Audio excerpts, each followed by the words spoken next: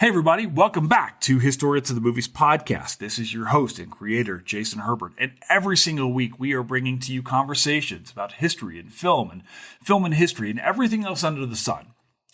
And the movie we're talking about this week is A Christmas Story, a movie that I know a lot of you love, some of you hate, and very few of you have very small feelings about entirely. So this week, we've got an amazing scholar to introduce you to. I'm talking about Vaughn Joy. She is a doctoral student at University College London, and she's actually writing her dissertation about Christmas films and some really interesting takes on Christmas films and how they fit into American and world history in general. It's a really interesting, amazing conversation that I had. Really opened some eyes, my eyes to a lot of things that I'd really kind of taken for granted. And we're going to talk about this movie, but we're also obviously going to answer some big questions about other Christmas films like Die Hard. We're going to talk about It's a Wonderful Life and a whole slew of other things. This is a really amazing conversation with a really phenomenal scholar. I think you're really going to love this conversation. So sit back and relax because their Christmas story is next on Historians of the Movies podcast.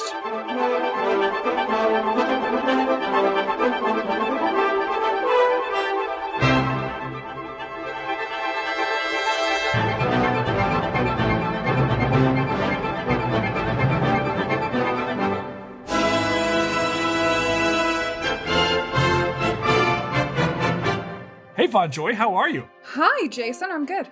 How are you?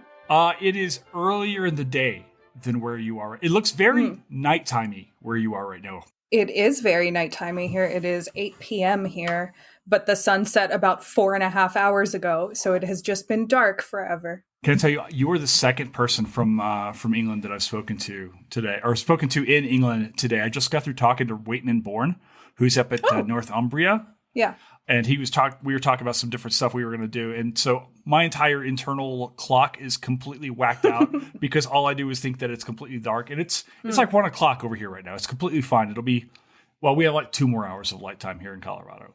Yeah, you have some natural light. I have about 4 different lights going on in this room right now. Oh my gosh. So when I was at Minnesota doing my doctoral work, I wasn't prepared for the seasonal depression there. And it was really difficult. And people kept saying, oh, you've got to go get these artificial lights so you feel better. And I'm like, I thought that's what the alcohol was for. But, we all handle the light change in our own way. So anyway, I am so happy that you were here tonight. Like, I've been following you now on Twitter. Are we all about to get off of Twitter? Alex Jones is on Twitter. Yeah, as of today, I saw. God, I don't know. I keep saying I'm going to leave, but it really is an addiction. I can't just switch to Blue Sky. It doesn't work. Blue Ski, as I like to call it. It's just not. It's not a better interface. I just enjoy Twitter too much more.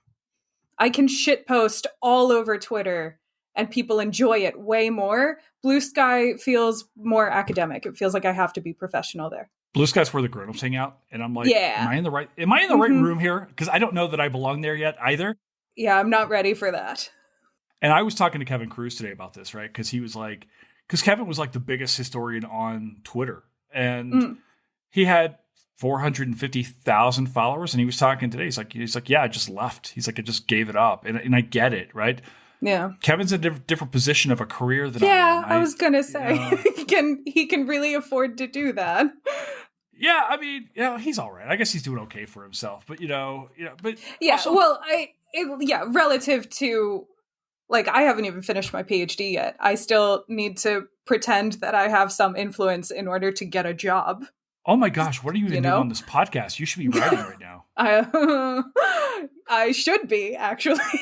Okay, that's awesome, because I so want to talk about your work. You're actually the very first graduate student we've had on the podcast. Oh, and this really? Is something, yeah. It's actually really near and dear to my heart, too, because I really want to use this pod in a lot of ways to talk to younger scholars, people who are doing the work. I mean, really, on the cutting edge of the work, but also, to say, hey, here's an awesome scholar. And I've been following you for a while, so I think you're the shit. Thank you. To say, hey, people should follow Vaughn, not only for the shit posting, but for the for the scholarship and just the general awesomeness. So thank you. I'm really happy you took the time to be here tonight, I guess, even though it's 1 o'clock over here where I'm at. I am grateful for you asking and having me on and for being the first grad student. That's really cool. Well, let's jump into a couple different things before we jump into this movie. We're talking about A Christmas Story today, which is loaded, at least for me, but we'll get into that here in a little bit. Let's introduce you and your work to our audience. Can you tell us who you are and what you're doing here? Yes. So I am a PhD student, as we have said, at the University College London, UCL. I study Christmas films, which is shorthand for, it's the fun shorthand. What I actually study is kind of the government's infiltration of Hollywood in 1947 and 1948 through various federal means. There's HUAC, the FBI, Supreme Court, lots of different influences going on in Hollywood, and then the kind of like Hollywood executive level, the elites making decisions for the filmmakers that really compromised the kind of social and cultural outputs that were being made and put a lot of pressures in many ways, but like primarily through the blacklist, pressures on those filmmakers to kind of conform to a specific ideology in their films. And I analyzed that the reverberations of all of those federal influences and pressures on Hollywood through a case study on Christmas films from 1946 to 1961. Holy shit, this got way deeper and darker than I thought it would be. I know. I was like, oh, hey, everyone, go wrap your presents now. This is fun. This episode's going to be out on December 20th. So that'd be, no, that's the wrong vibe. If that's the vibe you're here for, put something else on until you're ready for this. Oh, hell no. We're dogging. Let's like, you're never going to enjoy a Charlie Brown Christmas ever again. Now that we're talking about this. Yeah. Did you go to UCL specifically with this, or is this a project that you developed as you were at UCL? So I used to be a classicist, and I studied demonology in ancient mythology and literature, specifically around the reproductive issues that women have or people with uteruses had in the ancient world, and how they explained them away with myths of like demon attacks and things. So that's where I started. And then I went to UCL for a second master's in history and studied comic books with classical influences in them. And I figured out that what I actually really cared about was this post-war period and thinking about the kind of pop culture choices that aren't respectable sources, quote unquote. So that got me to thinking about the PhD and what I actually wanted to do, and using that kind of idea of classical reception, of building on mythologies to create new things for the modern era, which is what that comic book thesis was about, and trying to think of an innocuous kind of genre, something that you don't expect political messaging or even intense messaging of any kind. It doesn't have to be straightforwardly political, but trying to think of a source base for that. And the least studied one is Christmas films, and I happen to just love Christmas films from the period 46 to 61. So yeah, it all kind of came together that way. This is awesome because I also love Christmas films. I've never thought about them in terms of like a 15-year time period, but also I think that most of the films that I grew up with, I was born in the late 70s. So, the time when I was watching Christmas movies was like in the 1980s. So I have to imagine most of those films that I was watching, the Rudolph the Red-Nosed Reindeer stuff, the Charlie Brown stuff, that was all being produced maybe shortly thereafter. I would guess what 60s and 70s is probably when that was coming out. Yeah, Rudolph is 64. How the Grinch Stole Christmas is 66. A lot of the Rankin Bass stuff is late 60s, early 70s. And that's like Hollywood isn't really producing Christmas films between 61, which was Babes in Toyland from Disney, and Pocketful of Miracles from Capra. Hollywood just stopped making Christmas films really until I think A Christmas Story. I think it's the first like real Hollywood motion picture produced not for a TV channel film that is made about Christmas in that kind of 22-year gap. Wow. Yeah. I hadn't even thought about that gap in which that exists. But, I was just talking to some scholars last night about Godzilla and these periods when Godzilla is high and people are producing. And right now there's a whole bunch of stuff like that. And then now it seems like it's, when you talk about Hallmark films, which we all, I love Hallmark Christmas movies. They're just awful. We all do. Great, right? They're so good. They're so good because they're so terrible, and they enjoy that. Like, they know what they are, and they don't try and pretend that they're not that. And we can all get behind that. No, absolutely we can. We know when we're signing up. We know we're signing up for this very bland, often very, just awkward at times, very conservative, extremely right? Very conservative. Yeah. Oh my gosh. Is it Lifetime or is it Hallmark that's the very Christian conservative channel of the two? I can't. I mean, they both produce Christian conservative films for sure. They both do. I would guess Lifetime is probably more so. I haven't seen a Lifetime film in a long time. I haven't lived in the US and I don't have access to them here, but I would guess that Lifetime is the more Christian leaning one.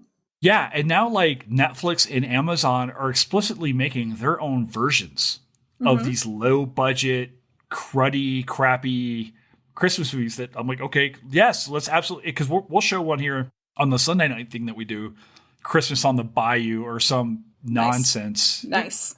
I love it, right? But so I came to you because I wanted to do a Christmas episode, this is kind of what we're doing here on the pod. And I knew you were doing history of Christmas films. I didn't know it was so dark and bleak, but I'm in on it now. I'm wearing all black. I'm wearing gray, whatever. But we kind of debated, it's like, what do you want to do, blah, blah, blah. And you said A Christmas Story. So why are we talking of all the Christmas movies out there, and there's a bazillion of them, why are we doing A Christmas Story?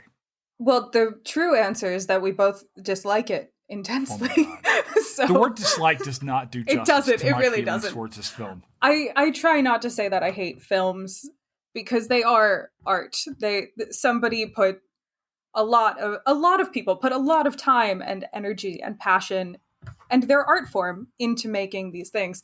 But my God, this film is really not my favorite. It's really, really not. I have a lot of just discomfort with a lot of the things in this film. Primarily, when is it set? Because we know it's 1940. They don't tell us it's 1940, but if you read anything about it, that says it's 1940. But there is nothing in this film that would tell you it is 1940 at all. Like, their time markers and touchstones are all over the place. The first scene with with Ralphie looking into the toy shop window at Higbee's, we see like the radio flyer, which was introduced in like 1910s, and a Raggedy Ann doll, which is also 1910s. And then we see a Snow White kind of figure in the back. So that could be 1937 onwards. But then later on, we see a Mickey Mouse in the parade. And that costume was a debut costume in the late 1950s for Disneyland. So like, where are we? And Scott Farkas is wearing a like coonskin cap, which could be fair enough. That's fine. But it is more likely just them throwing something in that looks older because the coonskin cap came into fashion with Disney's Davy Crockett. Like, kids were wearing that in the 50s because of the TV show, which definitely wasn't 1940.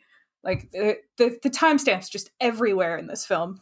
Yeah, it's interesting. This film is obviously based, you've got the third person narrator. He's looking back on the film. The narration, mind you, I want to hear your thoughts on it because I hate it.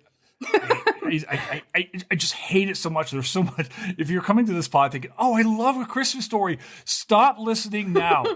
Just don't listen anymore. I don't want to ruin your Christmas or I do actually. You've got horrible taste in life. If you like A Christmas Story, we're here to save you. This movie is clearly rooted in nostalgia, but it is all over the place. So I think there's a fair thing to say about that. And I will try.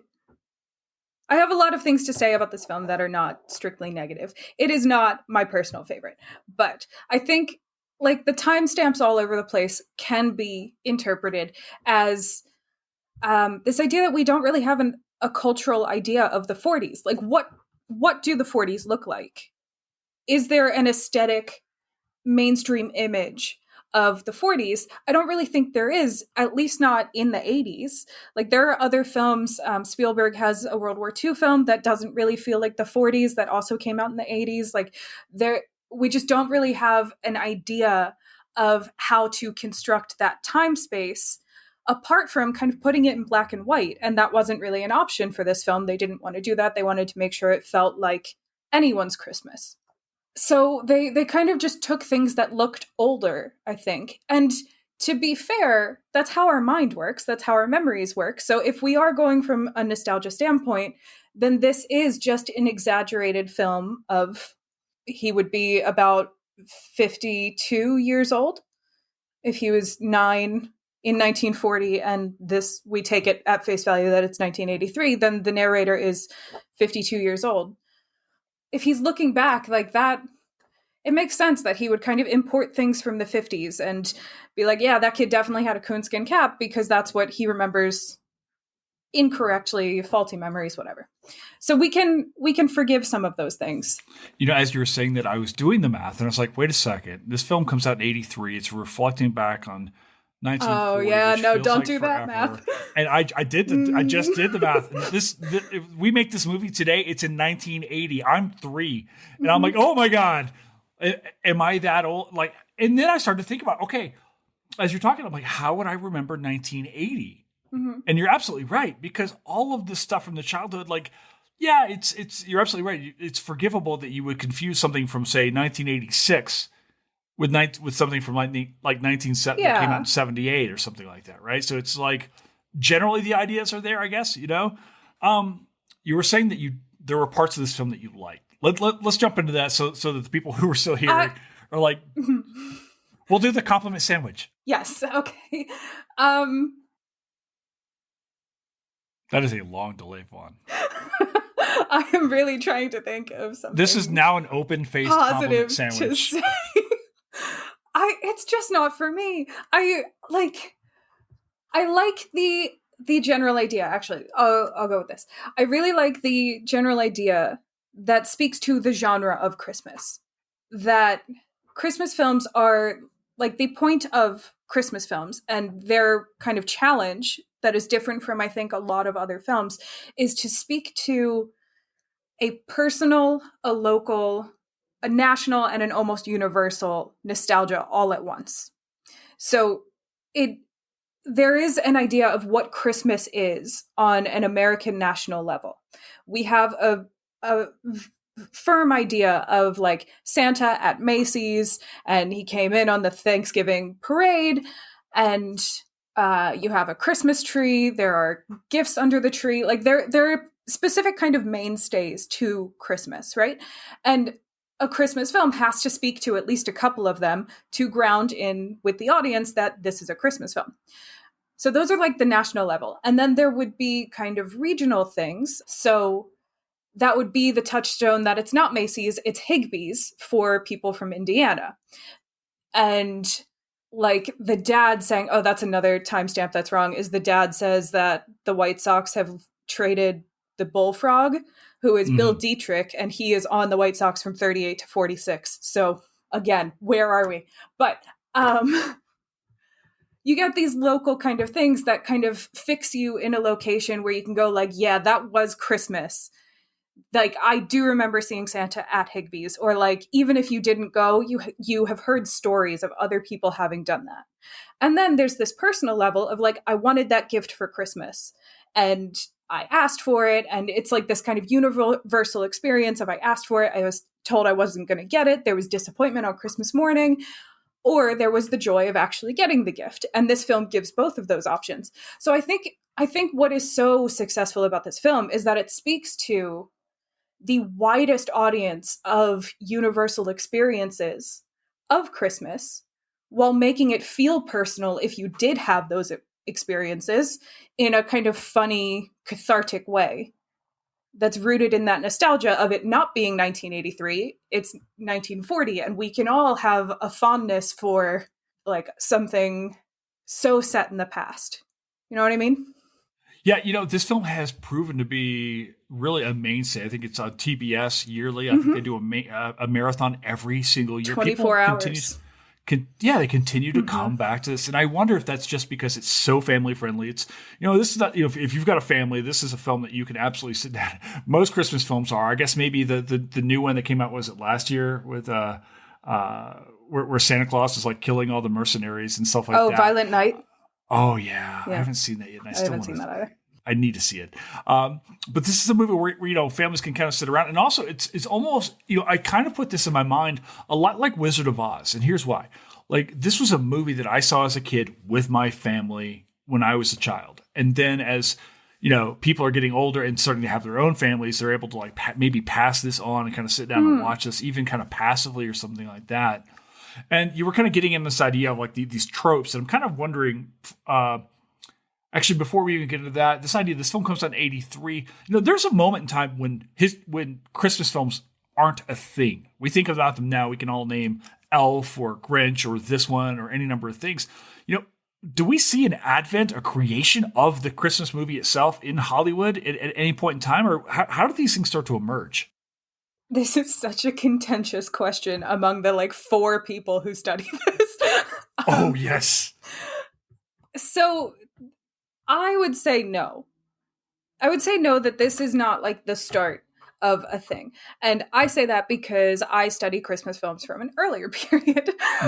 But the fascinating thing about it is that this is the first one that really acknowledges in its marketing and in its title that it's a Christmas film.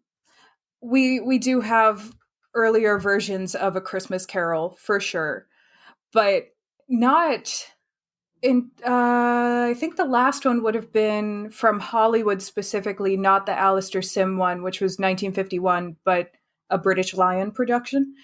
The last Christmas Carol, I think, was probably in the 30s. And then we have other iterations of it, like It's a Wonderful Life, but that's a very different thing in the conversation. And even It's a Wonderful Life isn't really a Christmas film. That's quite a contentious thing. Fired. It starts and ends my dissertation, so it is, but it also can be interpreted as not being that. And it's art. Art can be anything you want. But the most fascinating thing about Christmas films, I think, is that it's not a genre, and it's never been a genre, is something that I argue, because it's just tropes. It's a subgenre that can be applied to other genres. Like Die Hard is a Christmas film, but it's an action film first. Or Gremlins is a thriller / horror Christmas film. Or you have all of these Hallmark rom-coms that are also Christmas films. You apply the Christmas tropes onto genres that already exist and make it into another thing. So I would say that. But to answer the question that you actually asked, I think you could probably say that this is the start of Hollywood actually acknowledging there's really a market for this. We could really do something with this. But we were still in the Cold War. We still had tensions with how to approach Christmas. Hollywood had not made a Christmas film for about 22 years before A Christmas Story came out. So they were still kind of finding their footing, figuring out how to do this. And I don't think they really hit their stride until Disney re-enters the scene in 1990 with the Santa Claus and starts, I've called the 90s everything but the kitchen sink, I think, before, because Disney really reinvents the whole system of we can do low budget, mid budget, and high budget. We'll have some blockbusters. We'll have some that go to cinemas for a week. And then we will have some that go straight to home video, straight to VHS.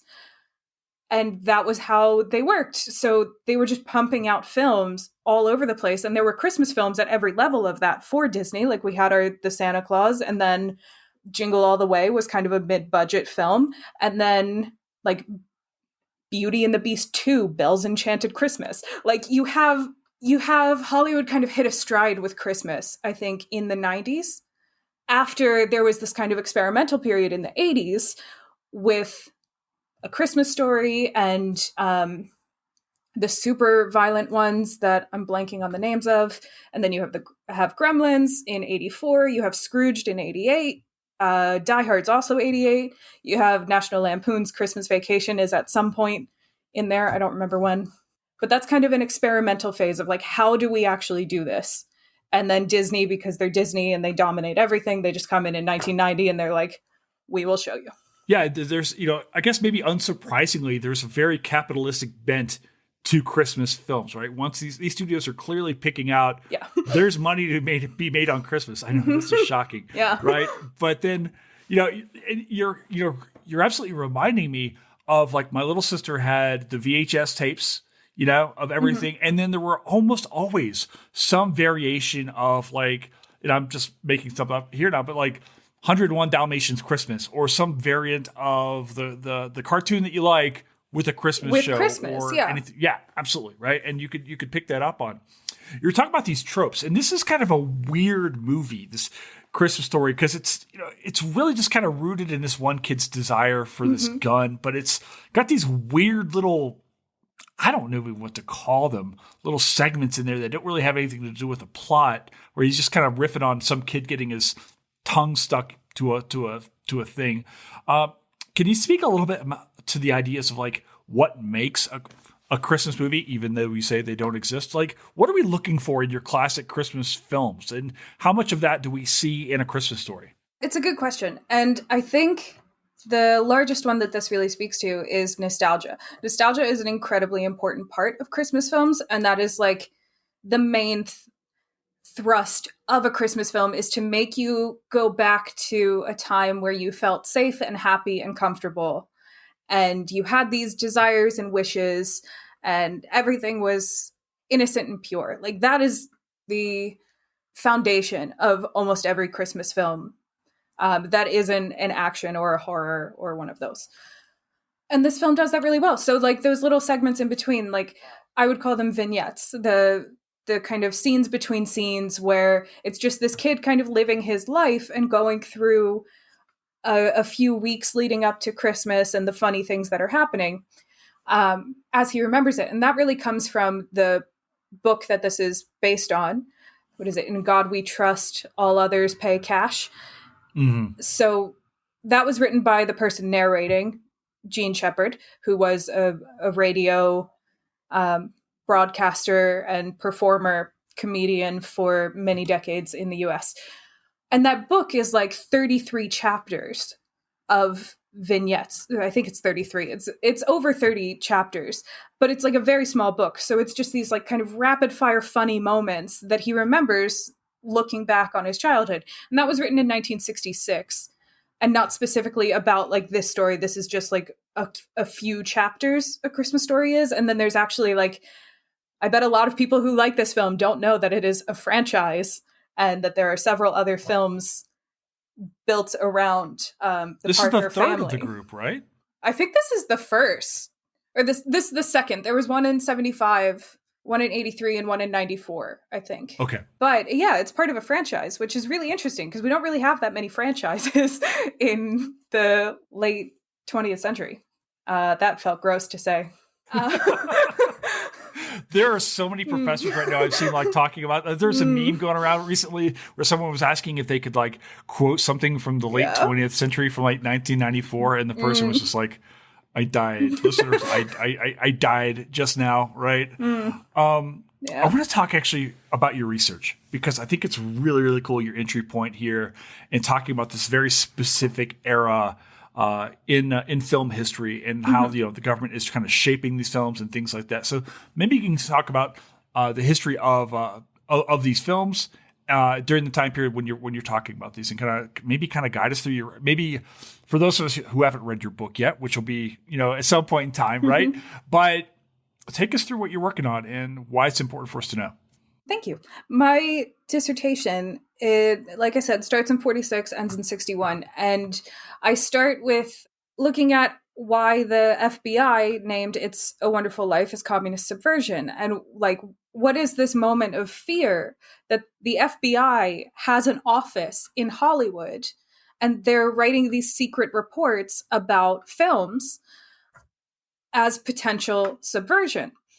And why It's a Wonderful Life is in there, because it is not communist. Like, it's about two bankers. Like, it is such a capitalist film, but it was too communist because Ayn Rand said it was, and the FBI went with that. So, fine. that report was published in August 1947. In September 1947, we have HUAC issue subpoenas for the Hollywood 10. The House Committee on Un-American Activities issued subpoenas for 10 directors, producers, and writers in Hollywood, alleging that they were communists, and asked them to testify in October 47. They refused and were held in contempt of Congress. And in November 47, the Hollywood elites met at the Waldorf Astoria on November 18th and issued the Waldorf Statement, which introduced the blacklist to Hollywood. So that's a lot of very rapid changes right then. And then in 1948, the Supreme Court ruled, after really 30 years of various antitrust problems in Hollywood, the Supreme Court ruled that all of the main 8 studios had to sell their cinemas, and that caused a financial kind of tumble in Hollywood. So what my dissertation does is looks at all of those things happening in this very short period. And the fact that HUAC stayed from 47 to 52 in Hollywood, had 2 rounds of hearings, and it all just caused so much havoc within Hollywood, and so much fear, and so much pressure, and so much suspicion, that filmmakers really struggled to make the films that they wanted to make. So they either buried their true messages even further, and there's a lot of subversive messaging that isn't communist, but it is buried messaging within 50s films that's fascinating to rip out and see what you can get out of these films, what you can interpret out of one line.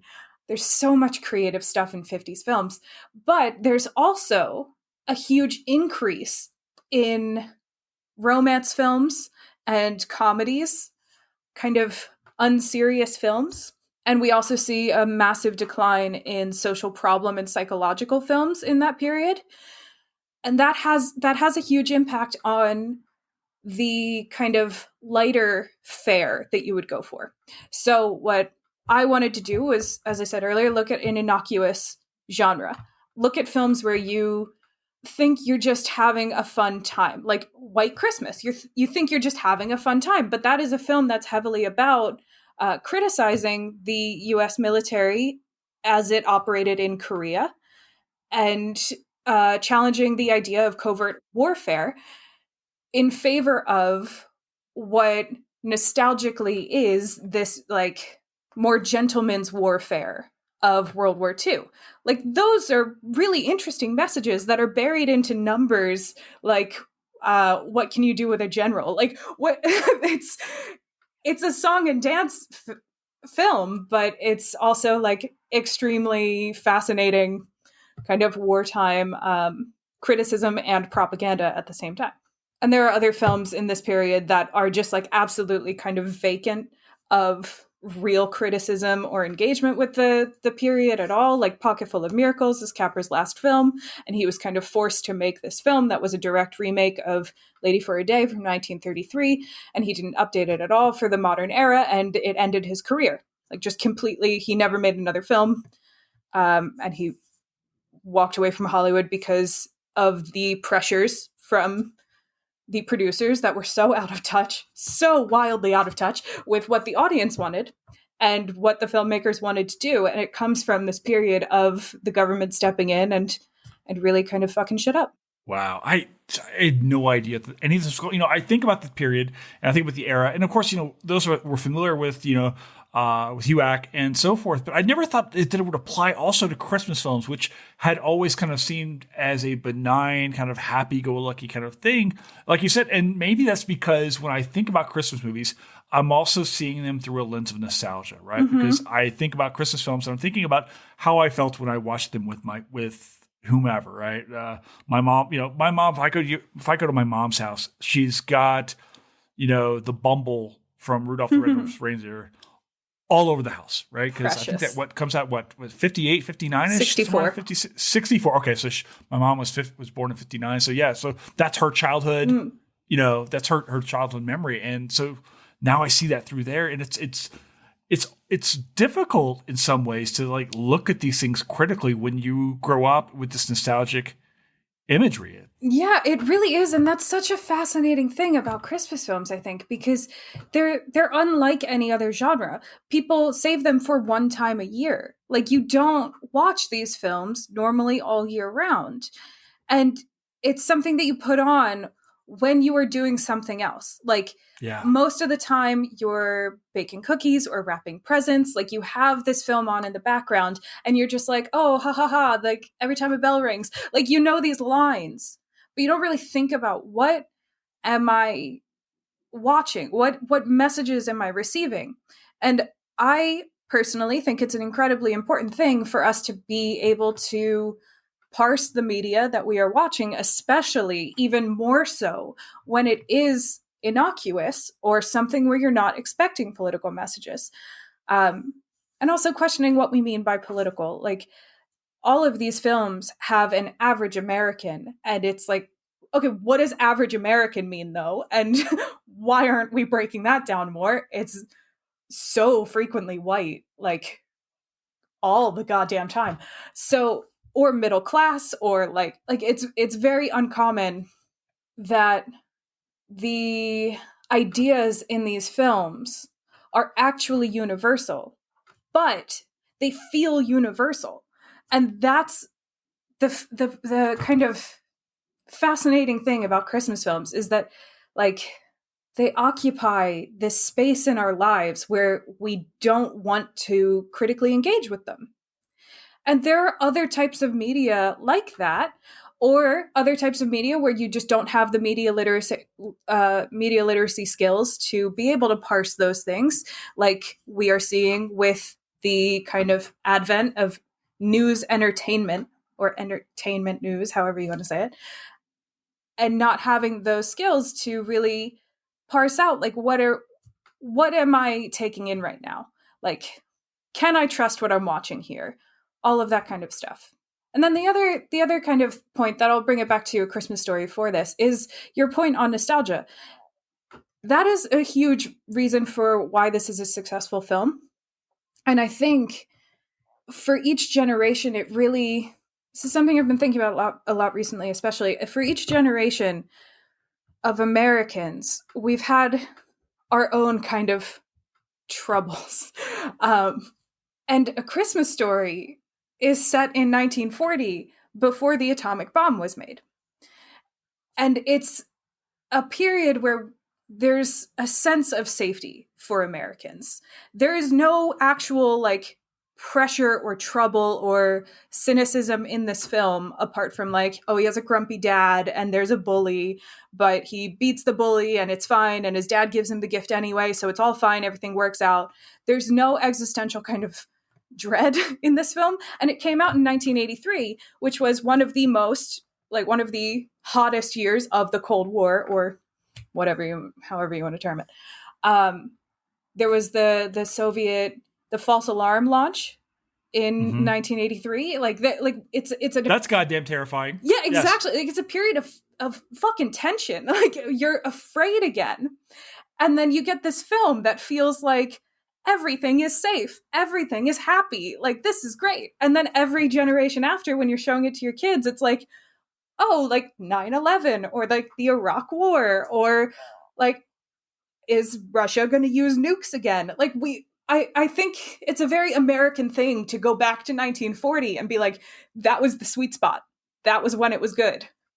Vaughn, I can't help it. You're talking about this Reagan era stuff here, and I really think you're on. Like, you're absolutely onto this, because it's like, I'm thinking, but this film comes out 83. You get Reagan's "It's Morning Again in America" campaign, yes, 1980, like the very next year, and clearly building off of these ideas of this innocent America built around, frankly, this white nuclear family. And everything is safe and good. And in Indiana, it's the heartland, right? It's the Midwest. That's not a surprise, even though everyone who's listening to this podcast knows that Indiana is the ninth circle of hell. So I would trade anything for Indiana. I would trade a jar of pickles for Indiana. You know, Pickles are great, by the way. Unless they're bread and butter, then no. But either way, like, there's got to be, there's got to be something to this idea of like reconstructing America, the image of America during the height of the Cold War under Reaganism. This is like exactly what the Reaganism's wanting us to see, is it not? Yeah, and it also just works with what Hollywood's doing at the time. Like, Back to the Future comes out the next year. Mm-hmm. Like, we have this obsession with going backwards. This is something that I want to write my postdoc or next book on, actually, is this idea of extreme nostalgia or nostalgic extremism, where in these moments of serious strife, we get time travel films or films set in the past or films set in the future. Like, it's a film to escape the moment and either be like, look, there is still a future, which is what you got in the 60s with the Jetsons, when we were going through like Cuban Missile Crisis and like JFK assassination. The Jetsons comes out and it looks like your contemporary moment, or like Kubrick, 2001: A Space Odyssey, even though that's a thriller kind of thing. It's the idea that there is a future and all of the appliances look like yours and all of the things that you're used to are going to be in that future. So you're going to be safe. Or it's going backwards and being like, remember that time when we all felt safe and there was this unified moment, and the biggest problem was that there was a bully on your way home from school. Like, that kind of political moment of extreme conservatism especially really breeds this kind of counterculture in Hollywood films of like, what would it be like to get out of this moment, to not be here right now? What else can we imagine? And you also get an uptick of sci-fi films in those periods, like, that aren't strictly time travel, but just other kind of sci-fi things. And I think it's fascinating. I keep thinking about this in terms of some guy who gets dumped, and he keeps thinking, he keeps waiting for the phone to call, and all his friends are saying, she's not going to call, bro. Mm. It's like that time period is gone, and it's like we're kind of reliving in the past here. And you see that, right? You're absolutely, Back to the Future's harkening back to 55, obviously. And these places are safe and good as long as you're white. These are not good places to be if you are any other American in the United States. And that's the underlying thing. It's like we only see this glimpse of this happy Americana that's really kind of packaged, Rockwellian, kind of sold to us through pop culture, right? Yeah, and there's also this element of, this is something else that we can kind of excuse the time jumping, especially with like the Mickey Mouse thing projected back in A Christmas Story, that it's from a 15-year difference. Like, there's also this idea, as part of what I'm working on with that other project, that you bring part of your moment back with you. So like in Back to the Future, when he sings Will Johnny Be Good? Yes, thank you. When he sings that in 55 and he says, oh, but your kids are going to love it. Like, that's the idea that like, we can look back and be like, that moment was better. Like, the 50s were better, but they're only the best if we bring us with it and we put ourselves into that period as we are. And it's this kind of like marriage between these two time periods, where you're really saying like, I wish that was the moment right now with all of our cool shit, but just better like it was in the 50s, is the idea then. Of course, that's a challenging idea.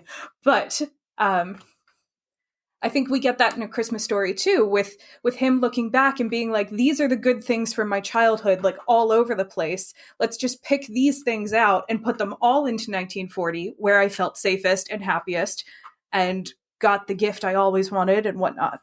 And you had said something earlier about the idea of putting this on in the background. I meant to come back to this. I had never considered the idea of watching these films as part of a performance of Christmas, right? Yeah. The idea is like you're only watching this really probably from Thanksgiving on here in the States. You know, I wonder what the relationship to Christmas is in the UK. You know, because it's not rooted around the idea of an American Thanksgiving, or like you know, here in the States, we can't listen to Christmas music until Thanksgiving is over with, you know, or at least until November 1st, I guess might be stretching it. But there's definitely a difference there. And I had never really thought of it like, oh, I do this when I'm doing that. I can put this on and not pay attention to it, but it's safe and it puts me in a spirit. It's almost like a drug that you kind of put in to put yourself in a particular space and time of, while you're doing whatever else, lights, whatever. It's like a shot of nostalgia. It makes the moment, it puts on the atmosphere. It's like putting on an album or like, I don't know, like lighting a candle or something. It's changing the ambiance of a space to make it more Christmassy. And it's pretty rare to find someone who does celebrate Christmas who doesn't have a film that they watch every year. Right. Like that is a rare thing, whether it's like Christmas Eve or Christmas Day or like week of, like almost everybody who celebrates the holiday, who is American, I'll really emphasize that, American, has a film that they are tied to that it's like, when I watch that, it's Christmas. All right. Okay. That lends perfectly into what I want to talk about next, because last night I tweeted out, I tagged you in the tweet. It's like, hey, what are your favorite Christmas movies, right? And people just gave us a slew of them. I saw that you were commenting on some of the thoughts. Vaughn, if I were to say, hey, what are the best Christmas movies? Like, do you have a thought in your mind as far as when you talk about Christmas movies, or like, what is best kind of goes person to person, right? But what are the iconic Christmas movies? As someone who has studied this kind of stuff, what are the movies that are really in that cultural lexicon that really kind of identify what Christmas movies kind of are and should be? Well, should be is that's a fraught one. Should be. Okay, maybe are. Then. Yeah. So I think the top three that anyone would recognize would be It's a Wonderful Life, Home Alone, and Miracle on 34th Street. I think those are the top three that people come to first, and then you have your other ones of like The Grinch. Somebody inevitably starts the Die Hard debate when you ask this question. Muppets Christmas Carol is huge. We did that a few years ago. Gigantic film. It kind of blows my mind how loved that film is. Like, I get it. It's great. It's really good. But it really, like, how does it have the cultural space that it does? It's like Taylor Swift. Like, it's the Taylor Swift of Christmas films. I'll go on record saying that. It just captures people in such a way. Really, really, Michael Caine is the Taylor Swift of Christmas films. But yeah, it captures this incredible cross-section of people also, where just everybody has some sort of association or fascination with Muppets Christmas Carol. I think those are the main ones. Probably also you could throw in Love Actually. We just did that a couple of weeks ago on HATM, and people were just like losing their minds. There were so many people who had never seen it. They were like, some were like, this is creepy and stalky. You shouldn't do this. Yes. In that film, right? But Bill Nye. Oh, he's perfect. He's a perfect man. Gosh. Have you ever seen About Time? Yes, I have. And it makes me cry every single time. Oh my God. He's so wonderful in that film. It's so good. Any chance I have to talk about Rachel McAdams is an okay time for me, but that's fine. We'll leave that there. That's well established by now. But Bill Nye, and was it Domhnall Gleeson is it's so good. Can we have the debate about Die Hard?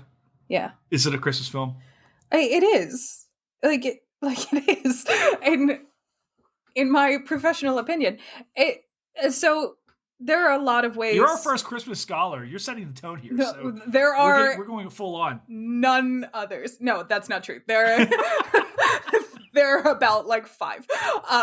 There are lots of ways that you can categorize a Christmas film, and people will debate this till the end of time. And my ultimate answer is a Christmas film is whatever the fuck you want it to be, because it doesn't matter. If it's a film that you watch at Christmas and you have a personal nostalgic connection to it and it's part of your Christmas tradition, it's a Christmas film. Like, people over here watch The Great Escape as a Christmas film. What? It's a Christmas film here. And I'm like, whatever floats your boat. Like, fine. People were saying that last night. Does that occur on Christmas? I don't know. I've only seen it once. But okay. Steve McQueen, I guess. Sound of Music is a popular Christmas film. Okay. Like, yeah, well, the song, right? Yeah, I guess. But that's the thing is, like, it counts as a Christmas film if you watch it at Christmas, and you count it as a Christmas film. The other kind of more technical terminology kind of ways that you could do it is looking at, is it set at Christmas? Is there a Christmas spirit to it? Or is Christmas an integral part of the plot?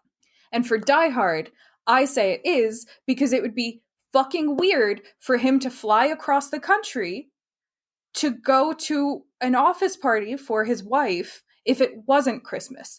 Like, that's the one time of year that's kind of a socially acceptable thing that you, like, he's going back to, like, if you're making a play for your wife, you're going to that party. Yeah, he's trying to rekindle their marriage and, like, save their marriage because they're estranged. If he rocked up at any other time of year to her office, Weird. like weird. This film doesn't work if that's the thing. And also, like, the hostage situation there is because it is Christmas and, like, certain things are offline, or, like, they have reduced staff at, like, the police station. Like, there were reasons for that were around Christmas, and the film doesn't work if it's not Christmas. So that is my reasoning for it being a Christmas film. And isn't the brilliance, one of the brilliance of that film, as you were talking, I was just thinking, the idea that Christmas music is so interlaced with an action film where people are shooting each other with machine guns. It's so antithetical, and it everything works, about that film just works. You know, there's another film just like that, though. But it's not a Christmas movie. Lethal Weapon is a movie set around Christmas time, but I don't think Christmas is an important aspect. Christmas is not driving a Lethal Weapon, is it? I don't think I've ever seen Lethal Weapon. Oh my goodness! Now we've got a new part. No, this was back before it was weird to, like, watch a Mel Gibson. Yeah, that's what it's like. Oh, damn it, Mel! Yeah. Why do you have to be awful? It's just such good stuff, and then yeah. All right, we're all kind of working our way towards this final question here, Vaughn. So, as you, preeminent Christmas film scholar in the world, we know Christmas Story is a Christmas movie, if Christmas movies exist. Mm-hmm. But is it a history film? Yeah. No, like 100% it is. Because it's leaning into that nostalgia, as I was saying, for 1940 and pre-bomb, and what does America look like in this kind of alternate world that we can imagine of 1940. And really, the 1940 that we see, as I've said a couple times, is not 1940 as it was. It's 1940 as remembered by people in the 80s, or imagined by people in the 80s, or interpreted by people in the 80s, which is what, like, history is all about, is reinterpreting those moments and incorporating a modern perspective as part of your analysis of it. And I think this film is very much about that. Awesome. Vaughn, where can people find you online and elsewhere when they're in the Yuletide spirit? I am on Twitter and Bluesky. I think both of them are at Vaughn Joy. I am on Substack. That's where I am. Oh, yes. I have a newsletter called Review Roulette, which I do a film review weekly from a different theoretical or analytical lens, a random one each week. So that has been fun. Awesome. Thank you so much for being here. Thank you for having me.